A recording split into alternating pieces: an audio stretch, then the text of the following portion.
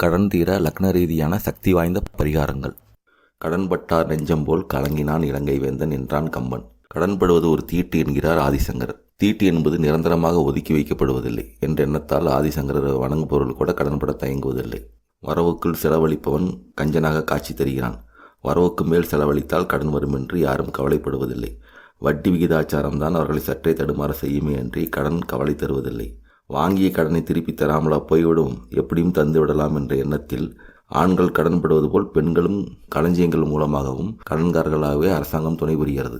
கடல் அலை ஓய்ந்தாலும் கடன் அலை ஓயாது. எந்த லக்கணக்காரர்கள் எந்த விதமாக கடன்படுவர், அதற்குண்டான பரிகாரங்கள் பார்ப்போம். கடனை கட்டுவதற்கு காலம் வராதா என இயங்குவோர் எந்த காலத்தில் கடன் கட்டலாம்? 6 8 மறையும் பொழுது கடன் தொல்லை நீங்கலாம் என்றாலும் அவர்களின் தசாபுக்தியும் கோச்சாரமும் கை கொடுப்பதுடன் தெய்வ அருளும் கை கொடுக்க வேண்டும். எனவே தெய்வ அருள் பெற்றிட உரிய பரிகாரங்கள் தெரிவிக்கப்பட்டுள்ளன. கடன்பட்டுள்ளவர்கள் தங்கள் லக்கணத்திற்கு தெரிவிக்கப்பட்டுள்ள பரிகாரங்கள் செய்து வர கடன்கள் விரைவில் நீங்கும். லக்கணம் தெரியாது, ராசி மட்டுமே தெரிந்தவர்கள் லக்கணத்திற்கு கூறப்பட்ட பரிகாரங்களை செய்தாலும் கடன் தீரும். உதாரணமாக மேச ராசிக்காரர்கள் மேச லக்கணத்துக்குரிய பரிகாரத்தை செய்யலாம், கடன் தீரும். சிம்ம லக்கணம்.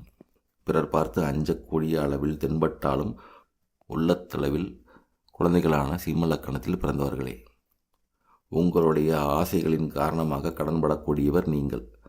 உங்களுடைய நண்பர்களுக்காகவும் உடன் வேலை செய்பவர்களுக்காகவும் உங்களை சார்ந்தவர்களுக்காகவும் பொருட்களை விரயம் செய்து கடன்காரர்கள் ஆகிவிடும் நிலை ஏற்படும். நீங்கள் வீடு மனை வாங்குவதற்கும் கடன்படுவீர்கள். வாங்கிய கடனை அடைக்க முடியாமல் கஷ்டப்படும் நீங்கள் கடனை போக்க செய்ய வேண்டிய பரிகாரத்தை பார்ப்போம். ஞாயிற்றுக்கிழமை சனி பகவானுக்கு நீல நிற ஆடை அணிவித்து நீலோற்பவ மலர் மாலை சூட்டி எள் கலந்த அன்னம் நெய்வேத்தியமாக படைத்து அர்ச்சனை செய்து சனி பகவான் காயத்ரியையும் விநாயக பெருமான் காயத்ரியையும் ஓதி வந்தால் கடன்கள் மறையும். கன்னி லக்கணம். வாழ்க்கையின் நெளிவு சுழிவுகளை புரிந்து கொண்டு இளமை தோற்றத்துடன் திகழும் கன்னி லக்கணத்தில் பிறந்தவர்களே. புதிய கண்டுபிடிப்புகளுக்காகவும் பெண்களுக்காகவும் செலவுகள் அதிகமாக செய்யக்கூடியவர் நீங்கள். கிணறு வெட்டுதல், நீச்சல் குளம் கட்டுதல், புதிய முறையில் நீர்ப்பாசனம் செய்தல் போன்ற பலவித காரணங்களால் செலவுகள் அதிகம் செய்து கடன்காரர்களாக மாறும் நீங்கள் செய்ய வேண்டிய பரிகாரத்தை பார்ப்போம். புதன்கிழமை நாளில் சனி பகவானுக்கு கருப்பு நிற ஆடை அணிவித்து கருங்குவளை மலர் மாலை சூட்டி கருவேப்பிலை துவையல் அல்லது பொடி கலந்த அன்னம் படையலிட்டு அர்ச்சனை செய்து சனி பகவான் காயத்ரியையும் ஆஞ்சநேயர் காயத்ரியும் ஓதி வர பிரச்சனைகள் தீரும். துலா லக்கணம். தன்னுடைய காரியங்களெல்லாம் வெற்றி பெறும் புகழாத மனம் படைத்த துலா லக்கணத்தில் பிறந்தவர்களே. விருந்தினால் கடனை ஏற்படுத்தும். தன் குழந்தைகளுக்காக செலவு செய்து கடன்படுவீர்கள். சகோதரிகளுக்காகவும் செலவு செய்து கடன்படுவீர்கள். கடன்பட்ட காரணத்தால் உறவினர்களாலும் அந்நியர்களாலும் அவஸ்தைப்படும் நீங்கள் செய்ய வேண்டிய பரிகாரம்.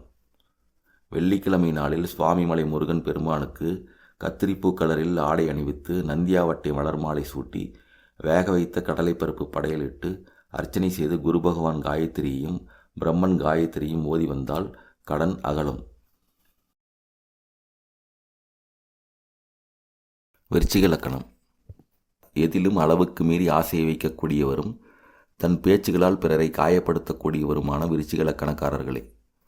உங்கள் முன்கோபத்தாலும் முரட்டுத்தனத்தாலும் வழக்கு விவகாரங்களாலும் பொருளை இழந்து கடன்படக்கூடியவர் நீங்கள்.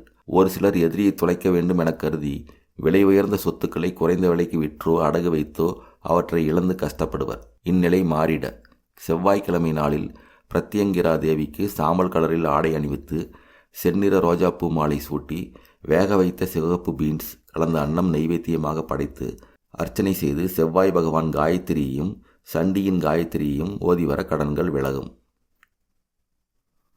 இந்த தகவல் உங்களுக்கு பயனுள்ளதாக இருந்தால் நம்ம சேனலை சப்ஸ்கிரைப் பண்ணுங்கள், உங்கள் நண்பர்களுக்கு ஷேர் பண்ணுங்கள். உங்களுக்கு ஏதாவது சந்தேகம் இருந்தால் கமெண்ட் பண்ணுங்கள். நன்றி.